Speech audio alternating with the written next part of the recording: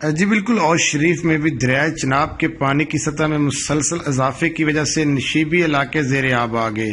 سینکڑوں ایکڑ رقبے پر کھڑی فصلوں میں دریائے چناب کا پانی داخل ہو گیا، جس کی وجہ سے کاشتکاروں کو لاکھوں روپے کا نقصان ہوا۔ اس وقت ہیڈ پنجت کے مقام پر پانی کی آمد 1,50,000 کیوسک ہے، جبکہ پانی کا اخراج 1,45,600 کیوسک ہے۔ مجموعی طور پر ہیڈ پنجت کی سطح کیپیسٹی 9,50,000 کیوسک ہے۔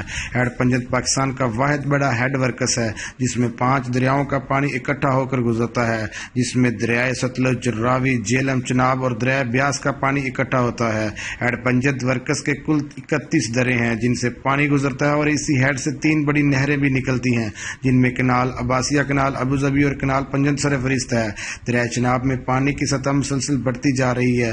زمینداری بند ٹوٹنے سے بیٹ شکرانی، جاگیر، صادق آباد، بیٹ بختیاری، بیٹ احمد میں سینکڑوں ایکڑ فصلیں زیر آب آ چکی ہیں۔ کیمرہ مین ٹیم کے ساتھ راؤ خالد، آپ تک نیوز، اوچھ شریف۔